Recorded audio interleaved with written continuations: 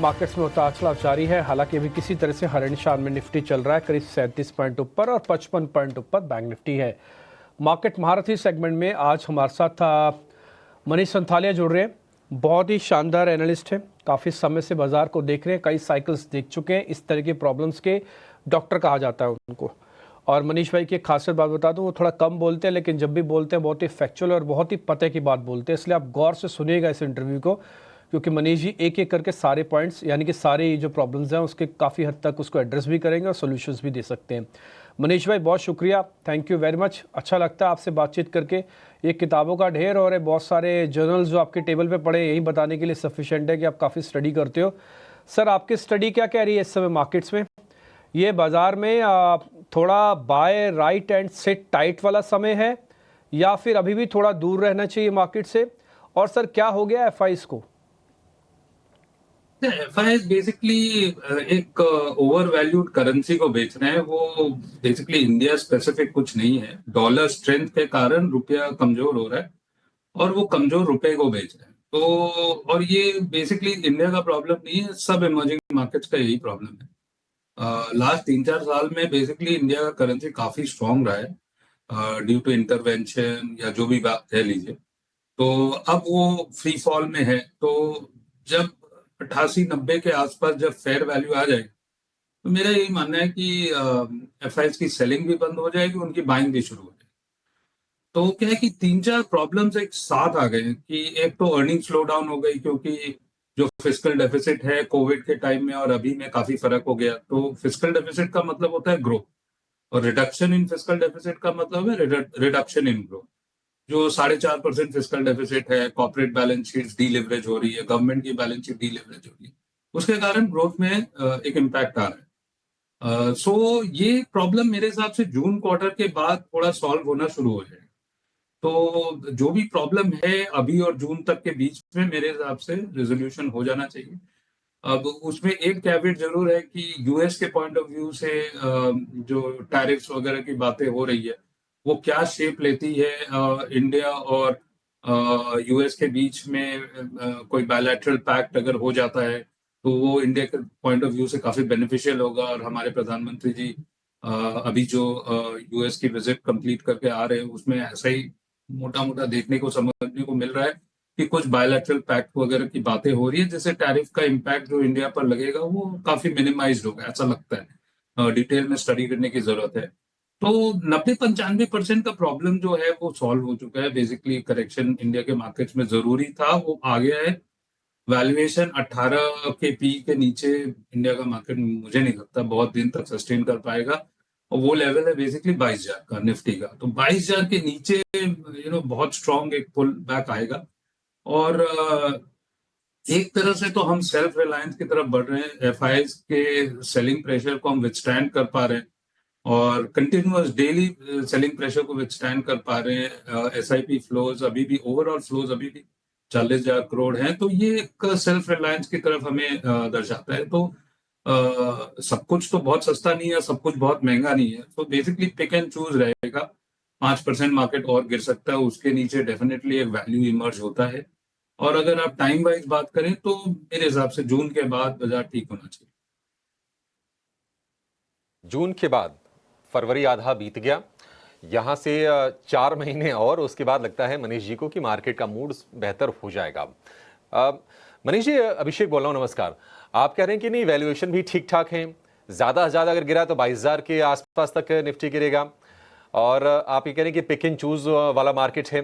तो pick and choose लोगों के लिए कठिन है, आपके लिए थोड़ा आसान है। सर थोड़ा मदद कीजिए कि अपनी इंटेलिजेंस से कि क्या पिक करना है, क्या क्या चूज करना है, कहां पर वैल्यूएशन आपको बहुत ज्यादा आकर्षक दिख रहे हैं अभी? देखिए, फर्स्ट हम बजट की बात करें तो बजट में हमें बेसिकली ये समझ में आया है कि कंजम्पशन में एक बहुत बड़ा स्ट्रांग पुल आएगा, क्योंकि जो 1 लाख करोड़ का इनकम टैक्स का बेनिफिट इंडिविजुअल्स को मिला है, उसके कारण एक मल्टीप्लायर क्रिएट होगा जो कि 5 लाख करोड़ तक जा सकता है। 3 लाख से 5 लाख करोड़ का बेनिफिट होगा, और ये कंजम्पशन को बढ़ाने के लिए ही दिया गया। और चूंकि इनकम टैक्स में रियायत मिली है, जीएसटी में अभी तक कोई रियायत नहीं मिली है, तो डिस्क्रेशनरी जो है आइटम, उसमें काफी बेनिफिट मिलेगा। आप ये ले लीजिए कि जैसे white goods, air conditioners, washing machines, two wheelers, गाड़ियाँ, हेल्थ इंश्योरेंस, आपके क्यूएसआर, होटल्स, रेस्टोरेंट्स, ट्रैवल, ये सब एरिया जो डिस्क्रेशनरी है, जो कि एक इंडिविजुअल के हाथ में, ये सब सेक्टर्स में अच्छा वैल्यू इमर्ज होके आएगा, क्योंकि यहाँ ना ही ग्रोथ आएगा और ये सिर्फ एक साल की बात नहीं है। बेसिकली अभी आप 8th पे कमीशन के रिकमेंडेशंस को भी हम देखेंगे, और वहां भी अगर फिटमेंट फैक्टर 1.5 से 2.5 के बीच में अगर आता है, तो वो भी एक गवर्नमेंट सेक्टर एम्प्लॉयज के लिए एक स्पेंडिंग पावर जो हाथ में मिलेगा। जो कंजम्पशन सेक्टर जो लास्ट 1.5-2 साल में कहीं नहीं गया था, वो आज की डेट में हमें ये लगता है कि नेक्स्ट 2-3 साल के पॉइंट ऑफ व्यू से काफी एक बेनिफिशियल थीम रहेगा। इन्वेस्टमेंट रिलेटेड थीम में हमें यही देखने को मिला है कि जो गवर्नमेंट जो फिस्कल डेफिसिट रिड्यूस कर रहे हैं और जो बैलेंस शीट डीलेवरेज कर रहे हैं, तो 10 लाख करोड़ FY25 में जो स्पेंड है, वो और उसके बाद 10% ग्रोथ FY26, तो जो बहुत ज्यादा यूफोरिया आपके इन्वेस्टमेंट रिलेटेड थीम्स में थे, वो थोड़े से कूल डाउन होंगे। तो जहां वैल्यू है आज की डेट में, वो है banks, insurance, consumption, discretionary consumption आपकी, क्योंकि रुपया कमजोर है, वो है बेसिकली आईटी, फार्मा, जहां भी एक्सपोर्ट अपॉर्चुनिटीज है, ऑटो कंपोनेंट्स, आपकी कैपिटल मार्केट रिलेटेड एंटिटीज, जो प्लेटफॉर्म बिजनेसेस हैं, कि नेक्स्ट 3-4 साल के पॉइंट ऑफ व्यू से यहाँ भी काफी वैल्यू अक्रीशन होगा, और जो भी एक करेक्शन में देखने को मिल रहा है, वहां लेने की गुंजाइश बनती है। तो ये सब एरियाज में काफी वैल्यू दिखता है, और जो यूफोरिक सेक्टर्स है लास्ट 3-4 साल 5 साल में काफी बढ़ गए हैं, और जहां वैल्यूएशंस ग्रोथ के पॉइंट ऑफ व्यू से आउट ऑफ सिंक है, वहां पर मुनाफा ले लें। बिल्कुल। मनीष सर, कंजम्पशन पर आपका टेक एंड आपका आउटलुक बहुत अच्छा लगा सुनकर। Good morning, Mansi this side. Renewable energy space पर भी आपका आउटलुक मैं जानना चाहूँगी, बिकॉज बातें काफ़ी थी रिन्यूएबल एनर्जी को लेकर। लंबी अवधि के लिए, आने वाले 10 सालों के लिए स्पेस निवेश के लिहाज से काफ़ी आकर्षक नज़र आता है, ये भी हमने सुना। हो सकता है कि on a long term play, yes, ये सेक्टर काफ़ी अच्छा एक्शन दिखाएं। बजट में power, solar power in particular, nuclear power पर कुछ अनाउंसमेंट्स भी हुए, लेकिन जिस तरह के सेंटिमेंट्स डेवलप होना चाहिए था, वैसे इस वक्त तस्वीर नहीं नज़र आ रही है। सो इस पर आपकी राय क्या होगी?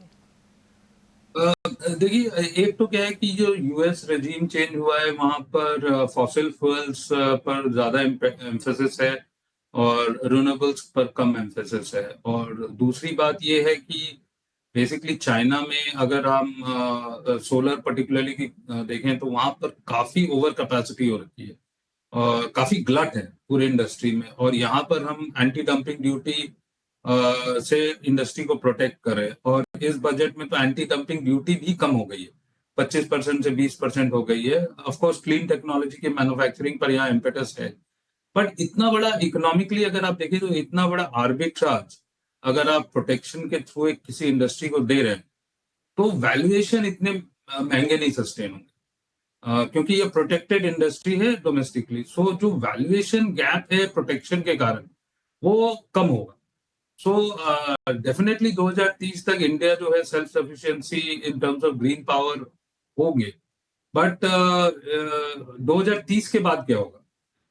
क्योंकि अगर 2030 तक हम 500 गीगावाट का रिन्यूएबल कैपेसिटी लगा लेते हैं, तो फिर वहां से टर्मिनल वैल्यू क्या दिखती है, और क्या ये वैल्यूएशन जस्टिफाई होते हैं? और जहां पर एक पार्ट ऑफ द ग्लोब में ये इंडस्ट्री पूरे ग्लट में है, और दूसरे पार्ट ऑफ द इंडस्ट्री में हम प्रोटेक्शन दे रहे हैं, और यूएस जहां पर सबसे ज्यादा इंपोर्ट होता है सोलर, वहां पर एक रिजीम चेंज के कारण रिन्यूएबल्स से फोकस हटके कोयला और तेल पर ज्यादा फोकस आ गया।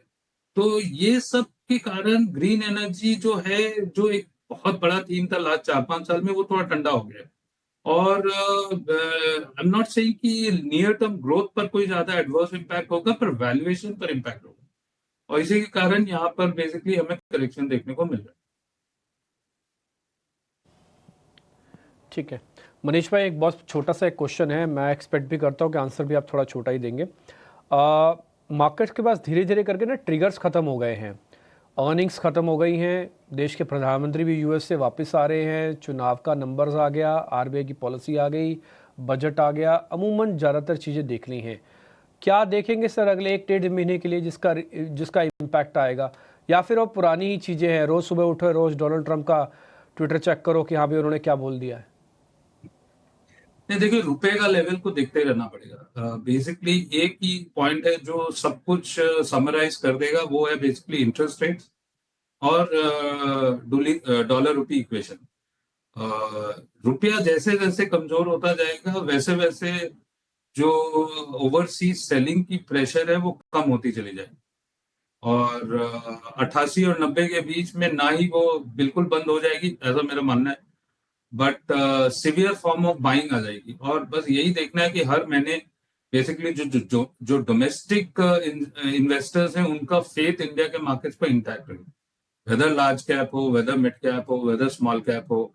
तो अगर कोई नेक्स्ट 2-3 साल के, और मतलब मीडियम टर्म स्टोरी इंडिया की कहीं भी नहीं गई है, ये बेसिकली शॉर्ट टर्म इम्पैक्ट है। तो अगर 5% मार्केट यहाँ से गिरता है तो बहुत ज्यादा वैल्यू इमर्ज होके आएगा, जो कि आगे पीछे मेकअप हो जाएगा। सो इंडिविजुअली स्टॉक पर फोकस करें। अगर 10% अर्निंग्स ग्रोथ है निफ्टी 50 की, तो वही कंपनी देखनी चाहिए जो निफ्टी अर्निंग्स ग्रोथ से ज्यादा ग्रोथ करे और निफ्टी वैल्यूएशंस के आसपास हो। अगर ऐसा कुछ मिल जाता है तो यहाँ पर मार्जिन ऑफ सेफ्टी काफी ठीक ठाक रहेगी। बहुत ज्यादा सिक्लिकल सेक्टर्स पर फोकस ना करें, और इंडिया के कॉन्टेक्स्ट में जो स्ट्रक्चरल थीम्स हैं उस पर फोकस करें, और एक नया इम्पेटस एरिया कंजम्पशन होगा, जो कि एक बहुत समय के बाद वापस उभर कर आएगा। ठीक है मनीष जी, बहुत शुक्रिया आपका सर, बहुत ही आपने इंटेलिजेंट्स अपने एनालिसिस और थॉट्स शेयर किए बाजार को लेकर और बाजार के आउटलुक को लेकर। Thank you so much sir, समय देने के लिए। आपसे फिर से जल्दी मुलाकात होगी।